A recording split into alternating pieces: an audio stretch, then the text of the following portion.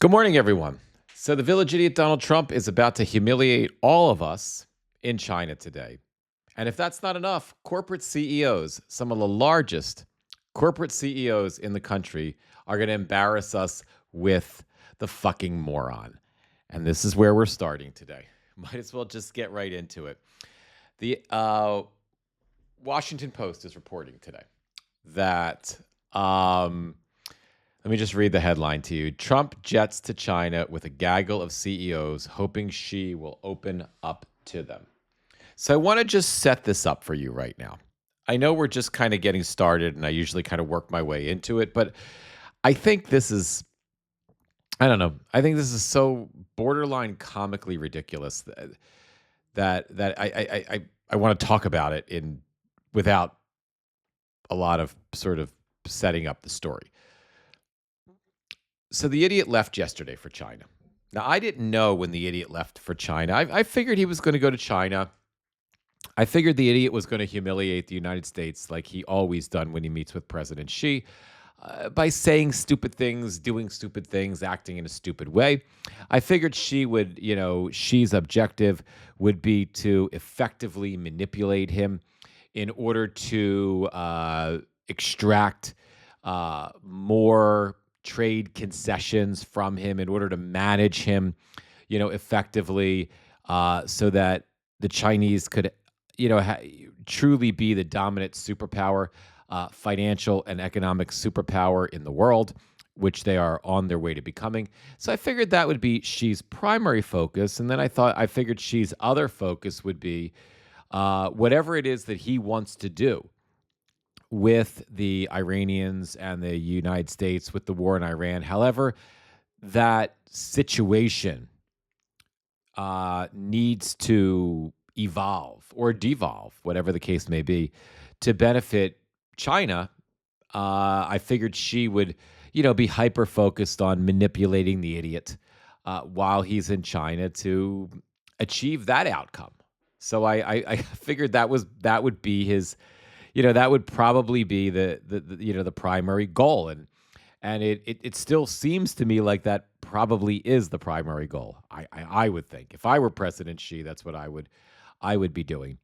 But the idiot threw which I didn't know about until this morning. The imbecile threw a monkey wrench into that effort. Well, I shouldn't say a monkey wrench because that would suggest that the idiot would make things harder for President Xi, would make it more difficult for President Xi to be able to achieve the outcome that he wants. But I would flip this around and say the idiot, you know, is engaged in this laughable, humiliating PR stunt that actually is going to make President Xi's job easier and provides him a new avenue of that maybe he wasn't really thinking about, a new opportunity to manipulate and humiliate not just the village idiot Donald Trump, but some of our wealthiest and largest CEOs in the company they represent. So before we get into that, let me just bring the live chat up so I can see who's here. For those of you that are joining for the recorded video, I appreciate you being here. And here we go. And let me just turn this on and clobber the sound on it so we don't have bad sound bouncing around. So, so here's the deal. So it's so ridiculous. It's so ridiculous. I'm going to read the reporting in a minute, or we can read the reporting together in a minute. But the village idiot Donald Trump has brought with him, is bringing with him, these are people that were on Air Force One. Okay, let's go over the. I'm not going to go over the list yet. Let's just kind of talk about it right now. So, joining the village idiot Donald Trump on this trip to China is going to be Tim Cook, former CEO of Apple. Of course, Elon, the white nationalist, wannabe Nazi sociopath Musk. CEOs of BlackRock, Boeing. Maybe I will look at the list again. NVIDIA's CEO, Jensen Huang. We'll talk about that a little bit more. Larry Fink, who is the BlackRock CEO. As I said, Tim Cook. Steven Schwartzman, the Blackstone CEO. That's a massive private equity group. Boeing CEO. Cargill CEO, the American food manufacturer. Citigroup CEO. GE Aerospace CEO, Larry Culp. Goldman Sachs CEO.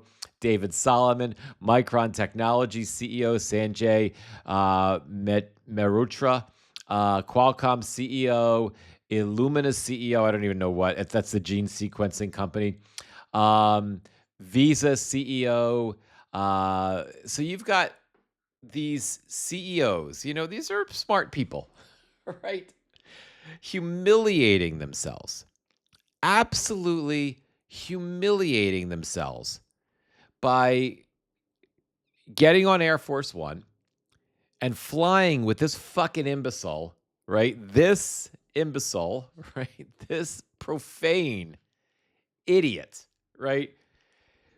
Going with this idiot to China to be humiliated. They're not going to do anything. I mean, maybe they have their own plans. Maybe they will do things. I can't imagine these are smart people. They're just doing a very dumb thing. But I can't, so maybe they have their own personal plans, but from the reporting that I've read, it's not like they're actually going to do anything. And I saw some reporting on Midas Touch this morning where Ben Masalis was talking about the fact that he was looking at Chinese media and how Chinese media wasn't even reporting. They were completely ghosting the imbecile. Like, when a U.S. president goes to China, that's huge news in the United States and in China because it matters. Because irrespective of what the relations with China would have been at any given moment, until Donald Trump, the village idiot, entered the scene, the U.S. president was respected in China. The U.S., if it was a particularly adversarial relationship at any given time, the U.S. president would have been seen as a frenemy, as somebody to have relations with, but to compete with. He would have been seen as a formidable opponent, right? This jackass, right? That's the current president of the United States. I'm sure President Xi and his Chinese delegation view the village idiot Donald Trump as a useful idiot that they can manipulate and manage. And now, by these CEOs agreeing to fly on Air Force One with this dipshit. Oh, and also Eric and Laura Trump are joining them too. So, Eric is a fucking moron. Laura is actually not, but she has been incredibly successfully opportunistic about taking advantage of her position, married to the simple son, and being a part of the political arm of the Trumpian, idiocracy. She's one of the few, non-morons surrounding Donald Trump, and she has taken full advantage of being part of this ridiculous regime, right?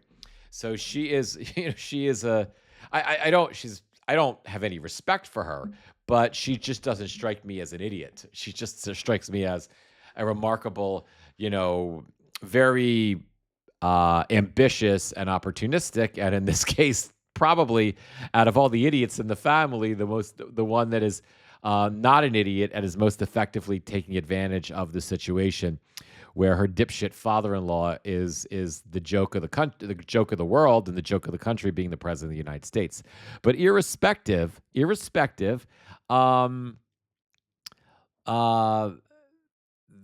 these CEOs who are going along with them are embarrassing their companies. They're embarrassing themselves. Now,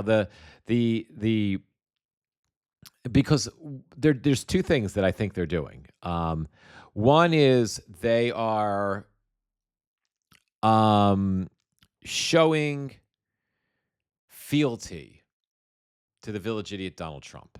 They are presenting a united front of loyal ass kissers to the Donald, to Donald ass kissers, Trumpian ass kissers. And I cannot imagine that the Chinese will see that as a powerful act of self-respect for these CEOs. I'm sure the Chinese who probably would have, hey Catherine, how are you? Who probably would have respected these particular CEOs prior to this, probably now look at them as the pathetic ass kissers that they are. And I would imagine that Chinese CEOs, competitive Chinese CEOs, are looking at these companies. Let me just pull them up again. Apple, BlackRock, Blackstone, Boeing, Cargill, Citigroup, GE Aerospace, Goldman Sachs, Micron Technology, Qualcomm, Illumina, Visa. I imagine they're looking at these companies and they're thinking, wow, these leaders are so pathetic.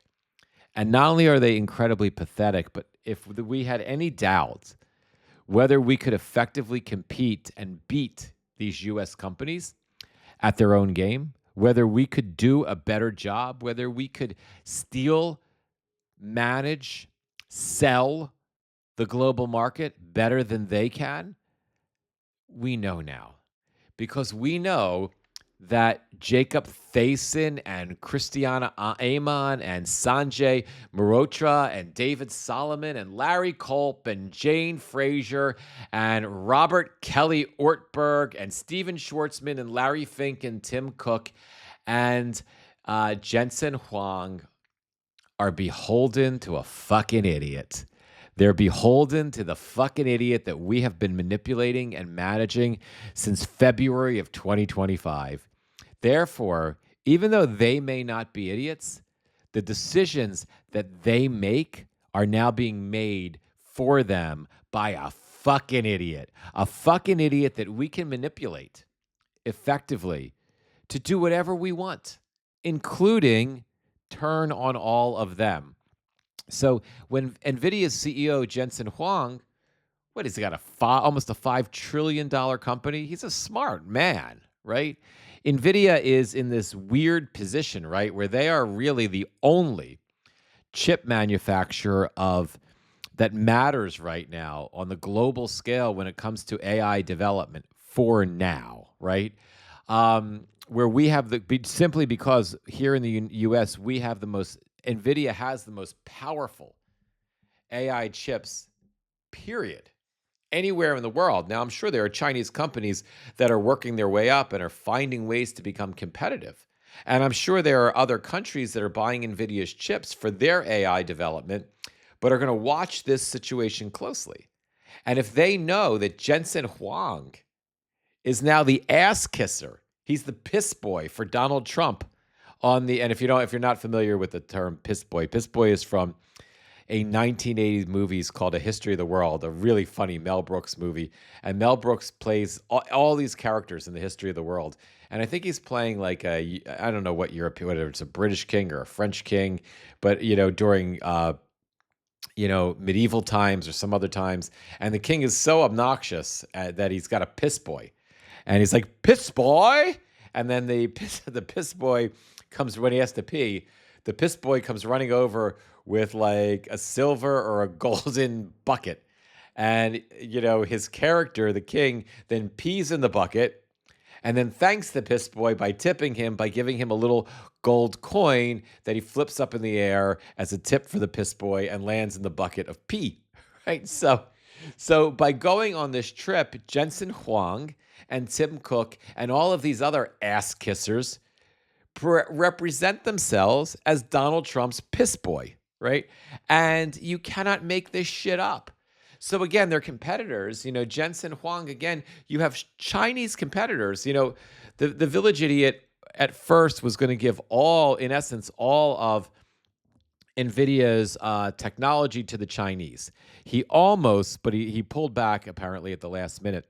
But he almost authorized Huang to be able to export their most powerful chip. I can't think of what it's called. But at the last minute, there was reporting that he kind of pulled back on it. Maybe somebody got through to him. and said, no, no, no, we're going to keep that just for the U.S. We'll sell them our other chips, but not the most powerful chips. And the Chinese were none too happy about that. But there was ample reporting to suggest at the time that they were like, fuck it. We'll reverse engineer whatever you sent us, and we're going to make a better chip. And by the way, not only we're doing that, we're building out AI anyway, you dumb fucks, in America. We're building out AI anyway that isn't going to require data centers that are the size of 15 football fields, that aren't going to poison the fucking water and destroy the environment. Oh, and by the way, use up, a quarter of a state's fucking energy resources, when we build them. We're actually building AI tools that are going to be as powerful as the things that you dumb shits in the US are buying, that you're depending on like 4 or 5 companies to do, and you're depending on NVIDIA to fund all of those companies, and half of your entire gross domestic product, GDP, is reliant on these 7 companies surviving and succeeding in the AI space. We're actually building out AI tools that are going to be just as powerful as ChatGPT, and in some cases are, that we fucking built with 6 computers in a little office, in a building somewhere. Dumbasses, right? So on top of the fact that they're actively doing that now, and that's actively happening, and there's an excellent chance that not only will they build these tools out, but if they want to crush the U.S. economically once and for all, when they're done manipulating the village idiot Donald Trump to get the best situation they can to put us in this position, if they want to crush the U.S. economically by offering these AI tools when they're ready as open source tools that any of us can have access to for free, So instead of ChatGPT and Perplexity and Claude, us not paying for it and them desperately needing us to pay for it so they can survive, and we just kind of stop using them after like an hour because, we're not going to fucking pay $24 a month to use any of them, so we just wait, another 12 hours or 5 hours until our full access comes back, which is the way it's probably always going to be. Because I realistically don't see Americans paying for AI. I had a talk with my niece, who is 26-year-old Gen Zer, yesterday, and she's like, we don't fucking buy it. We're not going to buy it. We're never going to buy it. Never. Because we lived without it. Sorry, but we lived without AI, and we're not going to pay money for it. Sure, we'll pay money for companies that use it. We appreciate the efficiency of it, but we hate it. And I'm never going to pay to use ChatGPT, and neither will anybody that I know. And I said to my niece, who I'm significantly older than, obviously, being a Gen Xer, neither will I. I don't hate it, but I'm never paying money to use it. Anyway, if and when the Chinese decide to dump those AI tools into the U.S., and it completely, pulls the rug out from underneath these 7 companies, and if and when the bubble bursts, half of our GDP disappears overnight. Meanwhile, I got off track a little bit. Meanwhile, those corporate ass kissers are now in China under control of the imbecile president, begging, in essence, the Chinese to please visit with them. Please see them. Please acknowledge them. Please do something to acknowledge and validate this ridiculous clown car. The Air Force One has been turned into a clown car in the circus, filled with our wealthiest ass-kissing corporate clowns. They are pathetic. They are pathetic. They are pathetic. They are so out of touch with reality that this confederacy of smart people are pathetic. They are as embarrassing as the idiot in the White House. And the idiot in the White House, little Marco Rubio, Pete Hegseth, they're all accompanying the idiot on this fucking journey with all these CEOs. They are going to actively humiliate us over the next several days while the idiot is in China. And the Chinese are just, you couldn't give um, President Xi a better gift than bringing all of the CEOs. Well, I shouldn't say all of them because I don't see the AI CEOs, but all of these CEOs with him, with the idiot, to just humiliate us on the world stage. But more importantly, I think for the Chinese, is to show the world, show the entire world, don't buy US products. Don't, if you need chips, you have to go to Nvidia right now. But you know what? We're going to be putting our cheap chips on the market soon, and they're going to compete with Nvidia chips. When it comes time, when you're thinking about buying them in, India, when you're thinking about buying chips in the future for your AI systems, when you're thinking about, buying the US we don't export anything except intellectual property and services. And we're pretty good at that. But next time you're thinking of hiring BlackRock as, your global investment company, or Blackstone as your consulting company, maybe think about a Chinese company. The dollar is being devalued anyway. And these two ass kissers came here and they basically humiliated themselves with the moron when they visited China last time. So don't buy those services from them. Or if you're going to need a plane, don't buy your fucking plane from Boeing. We're going to build up our aviation industry, or we're going to make these bilateral deals with European airline designers.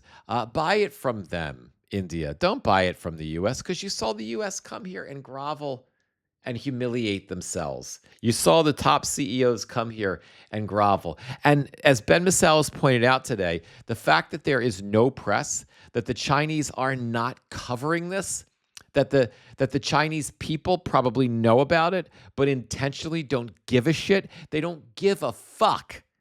I want you to think about how remarkable that is. Just take a minute to wrap your brain around that. The president of the United States we've got 1, 2, 3, 4, 5, 6, 7, 8, 9, 10, 11, 12, 13 of the biggest CEOs in the United States. And those are just the ones listed in this Washington Post report. There's probably more. With the village idiot's son, with the Secretary of State and the Secretary of Defense and whatever other, and Stephen Miller, the putz, and whatever other morons they brought around with them, all of this huge delegation is in China with the idiot.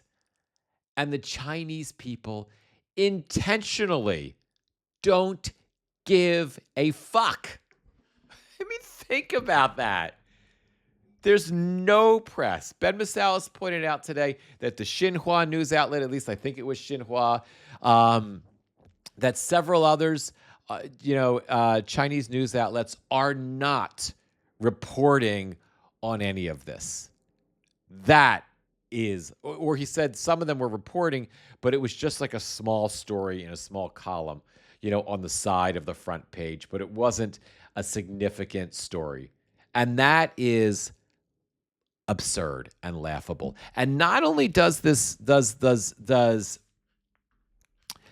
give the Chinese every advantage in the world, in terms of destroying us once and for all as an economic superpower, because now the Chinese know that our largest corporate CEOs are ass kissers to a moron, and they know that they're now ass kissers to the Chinese because they're there in China begging for attention that they're not getting. And in all honesty, nobody in America knows about it either. Did you guys know about it before I mentioned it? I didn't fucking know about it till this morning.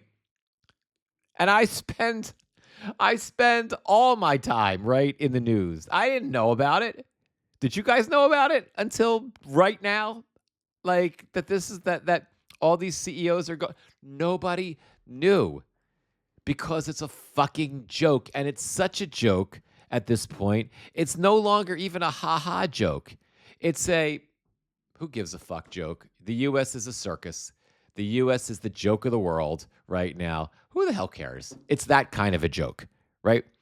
So, so when you have a situation like that, it also, in my mind, if you had a normal U.S. president who had any sort of negotiating power, any sort of skill as a negotiator, and any sort of any even mild intellectual capacity, right? You would have, a situation where when you're going there to do a specific number of things, right? The idiot is supposedly going there to open up U.S. markets to these CEOs, to win the trade war that he already lost, that he started with the Chinese, and to somehow win the PR war that he's already lost with the Iranians, right? Those are the three reasons that, at least from what we've been told, that the imbecile, the village idiot, has went to China, right? The Iranians managed him perfectly, and now the idiot would have wanted to have gone to China with a win. Oh, and they're also going there to discuss Taiwan, the independence of Taiwan. I would be very worried. I am very worried for the Taiwanese right now because based on what I'm seeing here, it's over. The Taiwanese are, and I fear are going to be on their own, and that is terrifying to me. So Taiwan was the fourth thing. So because the idiots started this out pathetic and desperate, and took all these corporate CEOs pathetic and desperate, right? Hey, Irish Aggie, because he's starting out pathetic and desperate and humiliating all these CEOs who brought it upon themselves to humiliate themselves by going with him. He's already behind the eight ball, right? So I expect when he goes to talk about Taiwan or Iran or the trade war, he's got no leverage whatsoever. There's nothing he can get. All he can get is maybe he can get the Chinese to try to talk the Iranians into letting him out of the war, right? That's the best he's going to get out of it. I think that's the best he's going to get. Personally, for him, for the idiot, if he can talk the Iranians if he can talk the Chinese try to convince them to get the Iranians to let him leave the war with, some level of, with minimal humiliation, which it's already too late for that, but to minimize how badly the Iranians have already humiliated him. That's all he wants. I think that's the best he can do out of this, and the only reason he can even achieve that is because I think the Chinese might give him that to get everything else. I fear that he's going to just surrender Taiwan. You can have Taiwan. We're not going to stand in your way. What are we going to do about Iran? The Iranians, well, Mr. President, we'll speak to the Iranians for you and see if we can mediate. The Chinese are already talking about the fact that they want to be, instead of the Pakistanis, that they're willing to come in and be the mediators and put an end to this shit. That's fantastic. We're going to have a great deal. Now, what do you want? Well, in order for us to talk to the Iranians, Mr. President, you need to stop supporting the Taiwanese. There can be no weapons going to Taiwan, and if and when we choose to invade Taiwan, you need to stay the fuck out of it. Deal? I can't. Not going to do that.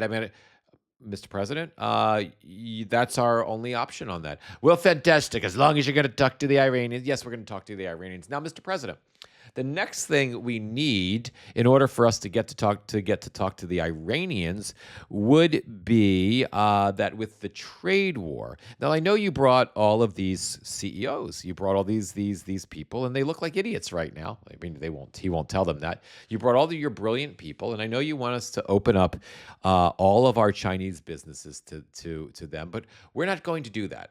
We're not going to let them all sell their shit in China. Here's what we're going to do. We're going to allow those who have products like NVIDIA. If you allow NVIDIA's most sophisticated chips, you stop the the embargo on their best AI chips and let us buy them, then we're going to talk to the Iranians for you. That's our second. You're not going to do it. I have all the cards. That's it. I've got.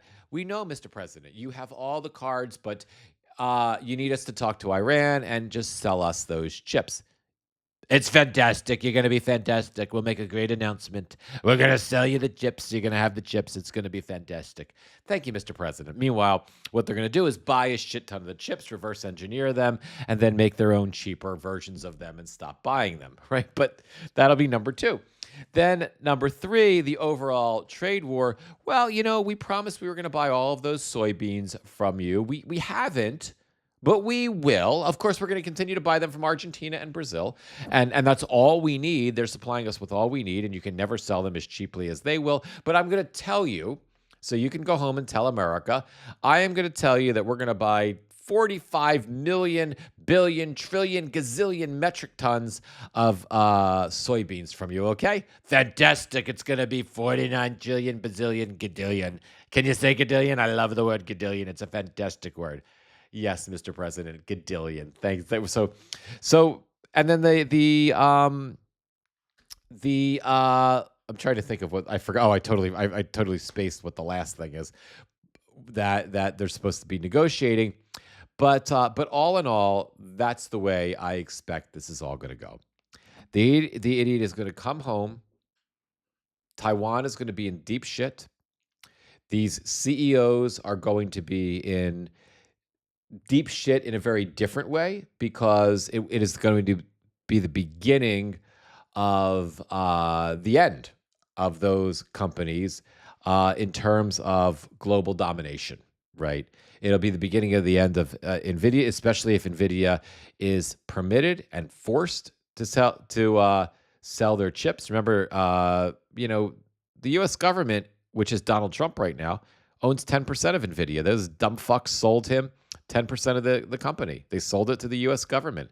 So if the imbecile orders him to sell that shit, and then he says no, could we see some kind? And again, I don't know if this is even a thing, but could we see like a hostile takeover? Could we see the U.S. somehow engage in pirate corporate economics and do a hostile takeover and turn it into a state-sponsored company? I wouldn't be surprised. So this is where I think we stand right now. Now, that was my pontificating, right? That was my opinion, my random thoughts about this. But let's read some of the reporting. First, let me read what Gail says. Maybe some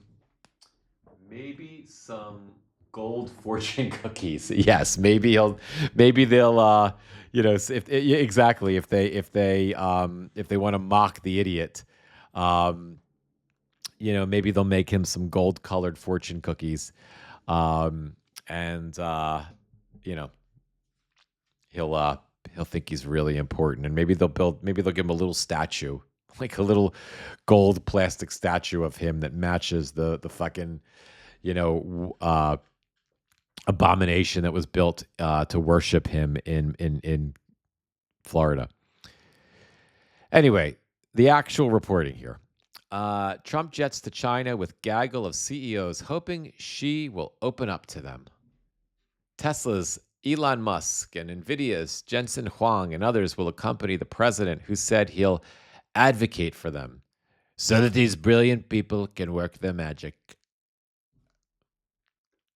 President Donald Trump, the village idiot, called for Beijing Chinese leader Xi Jinping to, quote, open up the country as he jetted to Beijing alongside a phalanx of leaders of the nation's top tech and finance companies.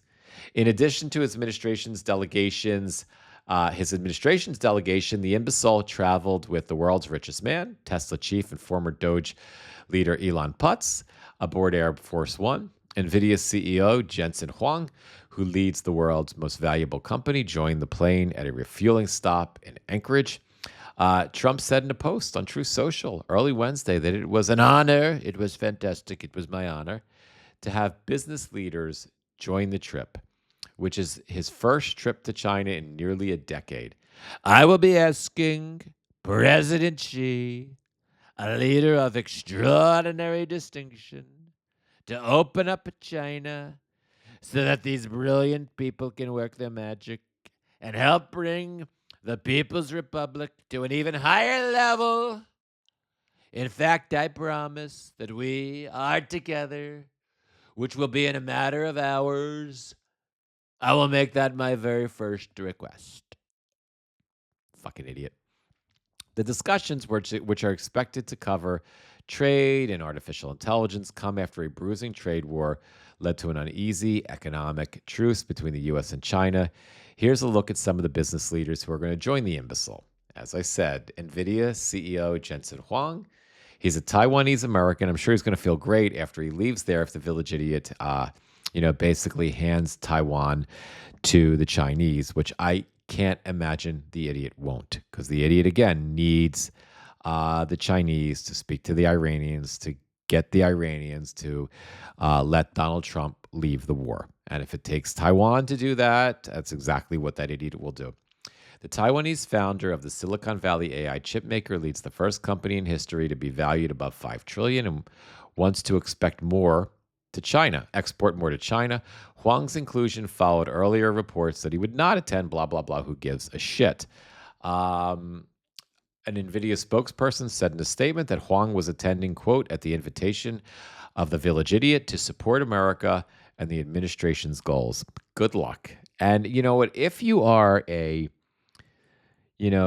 small mom and pop chip manufacturer in your garage right now, or if you're a medium-sized chip manufacturer and you always dreamed of competing with NVIDIA, this would be the moment to make a splash. If you have a better chip than NVIDIA, but you just can't get it out onto the market right now, this is the moment to do it. This is the moment to get on social media and, because there are no more gatekeepers, and promote the shit out of your product.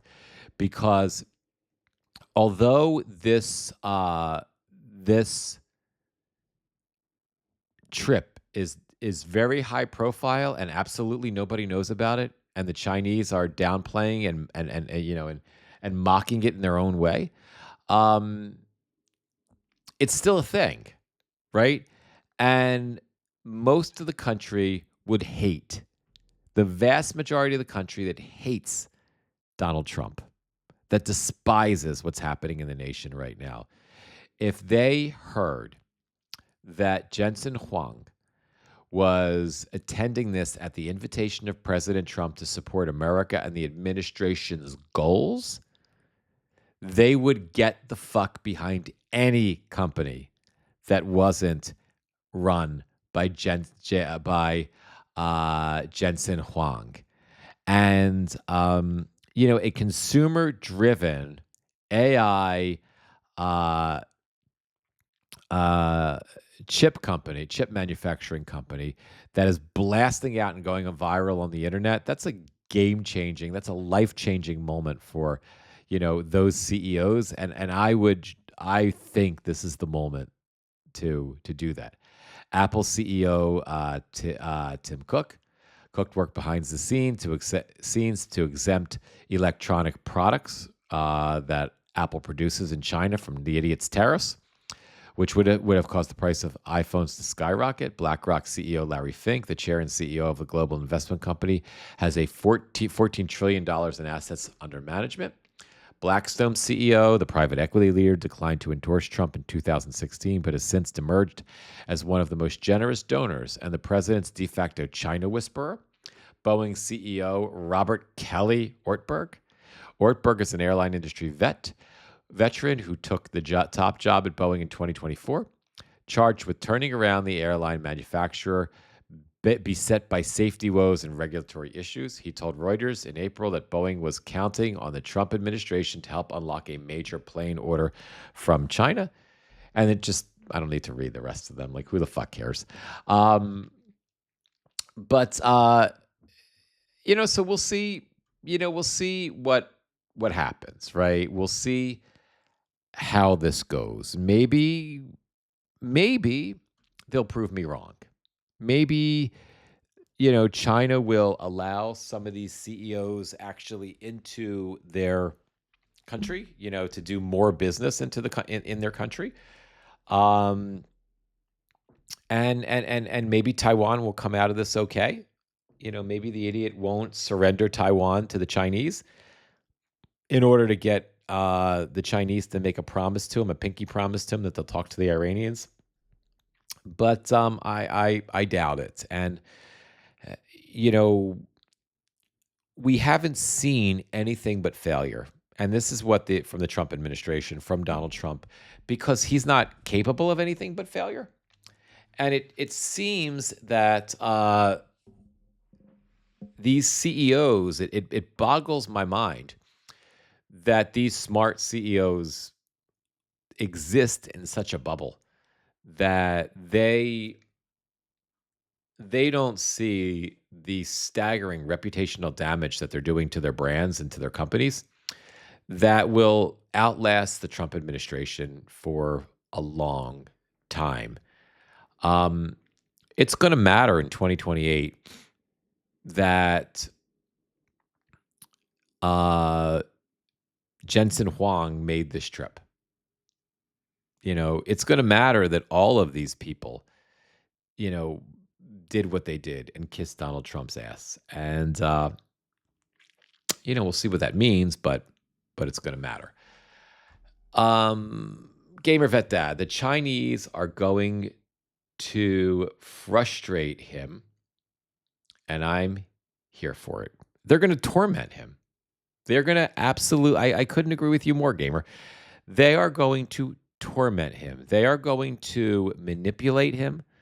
I've said this before. I think he's like a psychological operation for every foreign intelligence service right now. I think they know exactly what they want to achieve. And I think they know exactly how they're going to achieve it. And I think they're going to simply manipulate him during this trip effectively to get him to do exactly what they want him to do, exactly when they want him to do it. And that's why I really, really worry about Taiwan after this particular meeting. And these CEOs I really couldn't give a shit. Whatever he does and however they get humiliated and whatever market share they lose over the long term because of being a part of this, they deserve it. And I look forward to it. And I can't believe I'm saying that, but I look forward to it. I look forward to eventually all these fucking data centers that these assholes are building all over the place with no care or concern for the people they're destroying, the environment they're destroying, the resources that these AI goons are manipulating. I look forward to. They're not with the idiot here, but Jensen Huang basically represents all of them anyway. And I don't look forward to the economic fallout here in the United States because it's going to be fucking disaster. But I look forward to to seeing this bubble bust if and when the Chinese decide that it's time to do it and they dump their really inexpensive AI, their functioning AI, their open source AI onto the U.S. market, and they just the whole thing goes belly up. I look forward to it, and I feel cringy saying that because I hate to see businesses fail. Even multi-trillion-dollar businesses, I don't know. You hate to see it. I don't like to see it. It just sucks. A lot of people you're gonna have, depending on when it happens, hundreds of, if not thousands of people losing their jobs, and there aren't going to be a lot of jobs for those people because AI will have kind of taken over those jobs anyway. It's going to be ugly. It's going to be ugly. But as much as I don't want to see it, I actually look forward to it. It's a weird imbalance in my psyche when it comes to this. Anyway, some good news. Let me share this with you before I wrap this first live. I don't know if you heard about this yet, but something unexpected happened in South Carolina yesterday. Is Lacey here? Because this is Lacey's. I would love to get her feedback on this. This is Lacey's state. 5 Republicans in South Carolina yesterday stood up and said, no, fuck no. You're not going to do it. You're not going to turn us into a Jim Crow era racist state. We're not going to do it. I don't give a fuck what the idiot in the White House says. I don't give a fuck what the racist Supreme Court says. We are not going to vote to disenfranchise and, in essence, erase the only black district in our entire state. We're not going to do it. And we're Republicans, conservative Republicans. Go fuck yourself, Donald. Go fuck yourself, Samuel Alito, you racist freak. Go fuck yourselves, because we're not going to put up with it. And we're going to call ourselves Republicans. Now, I don't know anything else about them. I don't know if they're MAGA folks. I don't know if they're, and again, that's why I wish Lacey was here so we could get some insight on South Carolina politics. I don't know what the deal is with them. But when Republicans in this moment stand up and they place themselves both on the right side of history and humanity, and they sue, if the imbecile, you think if the idiot wasn't involved, you think if the idiot wasn't absolutely preoccupied right now with China and going to China, and he didn't have a hard on because he was so excited that he's going to China and he's going to be like treated like a big shot in China. If he wasn't like stimulated by that and capable of thinking of anything else, you don't think he would be incensed at South Carolina, these 5 Republicans? He'd be threatening them, calling the MAGA hordes to go get them. He would be, because he would be, it would be another example to him of the loser that he is, and he can't take that. So no matter what the deal is politically with these folks, and I don't know, for this thing alone, the fact that James Clyburn, who is a longtime congressman, the only Democratic congressman from South Carolina, fact check me on that. I don't know if he's the only Democratic congressman. I think so, but I don't know. But he is certainly the only black congressman from South Carolina. He is the only black representation that the South Carolinians have. And 25% of South Carolina is black. And they have 7 congressional districts, if I have that correct, 6 or 7. So there's, even with the Voting Rights Act, they're gerrymandered out of fair representation. But because they would be, if they had fair representation, they would have 1/4 of, not 1/7 of the legislative seats. They would have 1/4 of the congressional seats in the state. They have 1/7, right? But he'll be okay if something else doesn't change, and this is able to, they're not able to pressure these legislators, and it doesn't look like they will be, into doing what they want. Clyburn will be okay. It's Clyburn's fault, and a lot of people may not like this, but that Joe Biden became the president of the United States. And you might be able to argue, because it was really Biden versus Bernie. I mean, those were the only 2 candidates that had a viable chance. And Bernie, during the 2020 primary season, or not 2019, Bernie was surging, right? He was kicking ass. He was going to be the nominee. And although I love Bernie, and as a progressive, I really appreciated Bernie's positions on everything, I worried that Bernie might not win. Might not be able to beat Trump. Now, the opposite might have been true too. I mean, Bernie may have, in 2020, his populist positions may have appealed to a lot of Trumpers, and maybe Bernie would have won. Maybe he would have won easily, as opposed to Biden that won a close race, right? So I don't really know, but I do know that the prevailing logic of the time was that Bernie's really iffy, likely not going to win. And Biden probably will. And it took Jim Clyburn going to South Carolina and rallying black women in South Carolina before the South Carolina primary happened, right? Rallying black women who came out and voted for Biden in huge numbers in the Democratic primary, which is what gave which was what shifted the race. The wind, Biden's now had the wind at his sails, and he breezed through all of the rest of the primaries, and he became the nominee, and he went on to beat the idiot. But it's not impossible that that Bernie would have, had it not been for Clyburn, Bernie very well likely would have been the nominee. If Biden would have lost South Carolina, I think it would have been over. But he's going to be okay, Clyburn. He won't lose his seat. That seat won't be erased, and thank goodness. Thank goodness. Let me read the reporting to you, because I am going to celebrate these guys. Again, I don't know anything else about them, but I know they did this, and that I'm going to celebrate. The Republican-led South Carolina State Senate rejected a measure Tuesday to take up a redraw of the state's congressional map despite pressure from the idiot President Trump. A resolution would have extended the state's legislative session, set to end this week, to tackle redistricting, fell short of the two-thirds support it needed, with 5 Republicans voting against it.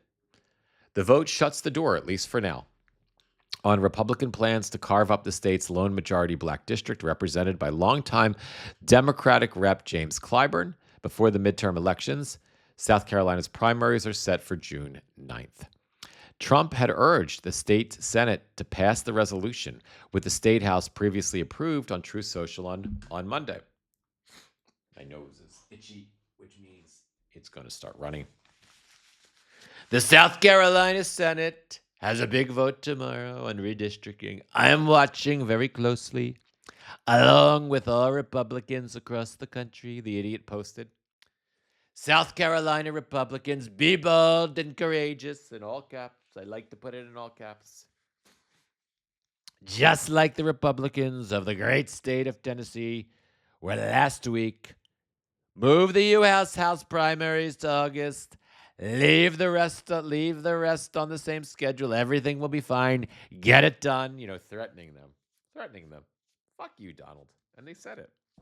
When Republicans say fuck you, Donald, it's such a joy, isn't it? It brings me pleasure when Republicans realize that he's just fucking coward and he's a sociopath and he's no one to be afraid of. A major U.S. Supreme Court ruling, blah, blah, blah, we know all that. Tennessee passed, blah, blah, blah, we know all that. The court's ruling turbocharged, blah, blah, blah. Separately on Tuesday, Missouri Supreme Court ruled that a map Republicans drew last year to divide up the state's lone Democratic district can go into effect, blah, blah, blah. But the South Carolina State Senate's vote on Tuesday is a setback for Republicans seeking to further expand their redistricting advantage. With the legislative session due to end Thursday afternoon, lawmakers needed more time to complete the multi-step process of passing a new map. On Monday, Republicans in the House voted to extend the end of their legislative session, and the Senate spent all of its Tuesday session debating the same measure. In an extensive floor speech, Republican Senate Majority Leader Shane Massey said trying to draw a new map would be short-sighted. Quote, I believe that our state is stronger with vibrant parties. I think we, as a whole, are stronger when we have a clash of ideas. I think that's true at the national level. I think it's true at the state level. We are stronger when we have a clash of ideas and we can discuss those policy goals, Massey said. Republicans are stronger when the Democrat Party is vibrant and viable. He also took on Trump indirectly, comparing his defiance of the president to South Carolina's role in the U.S. Civil War. I have too much Southern blood in me to surrender. Indeed, as some of you will recognize, it is my heritage to stand erect, proud and unafraid, to think and act for myself, he said. I got too much Southern in my blood. I've got too much resistance in my heritage now. I don't celebrate him for standing up for the Confederacy, obviously. Reading that part. But irrespective. The next steps for Republicans pushing for redistricting in South Carolina are unclear, but they have options. One is the possibility that Republican Governor Henry McMaster will call a special session for lawmakers to tackle redistricting. In a post on X, McMaster said the legislature, quote, still has 2 full days in which to finish its important work, including giving full consideration, as sought by the people, which it is not sought by the people, to important question of redistricting, but he did not mention a special session. Several Republican candidates running for governor in South Carolina blasted the GOP state senators who rejected them. South Carolina Attorney General Alex Wilson, obviously a racist creep, called the outcome a missed opportunity for Republicans and said McMaster should convene a special session. Representative Ralph Norman said, quote, none of them should be in public office after the next election. We should elect actual Klan members. He didn't say that. And Representative Nancy Mace, an avowed racist herself, we need a governor who the state house will fear and listen to. You know, I'd whip up every single no vote into shape if I was governor, Macy added. No, you wouldn't, you fucking nut job. On a good day, she's crazy as a $3 bill. But she is on the right side of history when it comes to the Epstein files, so I give her that. Just saying. Lacey, there you are. I've been hoping you were here. Let me just see what Lacey's got. My rep is Claiborne. They gerrymandered the black vote out of downtown Charleston 4 years ago to turn it from blue to red. They might have been afraid of creating purple districts, or they might really just be doing the right thing. So you think there is a chance they're actually doing the right thing. You know, and again, I appreciate the context, Lacey, because I don't know anything about South Carolina politics at all. And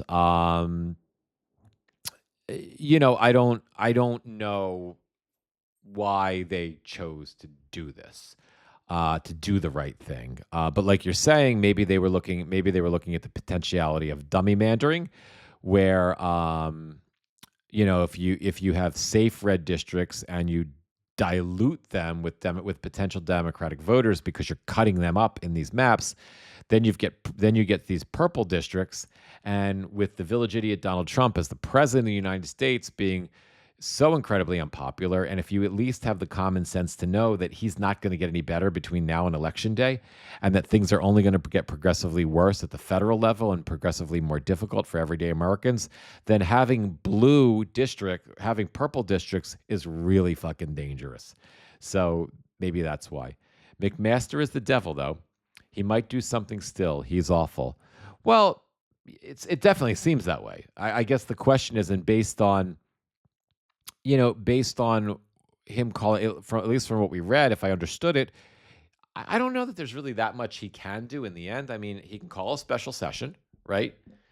Which I guess all that means is you're just forcing the legislators. You're putting pressure on the legislators and forcing them to come together again, right? But he can't unilaterally just redraw the maps. So, you call the special session and you pressure them. But if these 5 Republicans are Republicans of, it seemed like with Massey talking about his Southern blood, he doesn't seem like he's ready to bend. So I don't know. I mean, it seems like that all the pressure in the world, if it's, comes upon these folks, they may not surrender. Like the Confederacy, which did surrender. Just saying. During the war. But anyway, it's food for thought. But thank you, Lacey. I'm glad you're here. I was really, really, was really hoping to get some of your thoughts on this, especially being your state. So thank you for sharing that with us. Anyway, guys, it is 11:43. I think I'm going to wrap this live. I will be back at right around 1 o'clock or so for the afternoon live, maybe 1:30. It's going to be a tight squeeze, though, because I have a meeting just a end of year meeting with my son's teachers today. My wife and I have a virtual meeting. Nothing bad, just, planning for the summer and what his summer homework is going to look like and shit. So I'm going to squeeze that live in and then hopefully get an evening one in. But thank you. Thank you for being here. Those of you that are here from on YouTube or Substack, if you haven't subscribed, please do. Um, it keeps the channel going. We want to keep the channel growing. I want to get each community up to 1,000 subs as soon as possible. So please keep subscribing. Here, the folks here on Substack, if it's something that's comfortable for you, please consider a paid subscription. That's what allows me to do the work that I do. If you have a free subscription and again, it's possible and you're interested, please upgrade to a paid. Irrespective, though, however you're here, whichever platform you're from, I appreciate you being part of the Xenocracy community. And thank you. 1 minute at a time, 1 hour at a time, 1 day at a time, one live at a time. I love you guys, and I'll see you in a couple of hours. I'll be doing some verticals throughout the day too, so watch on Instagram and all your favorite social media outlets. See you soon, everybody. Be well.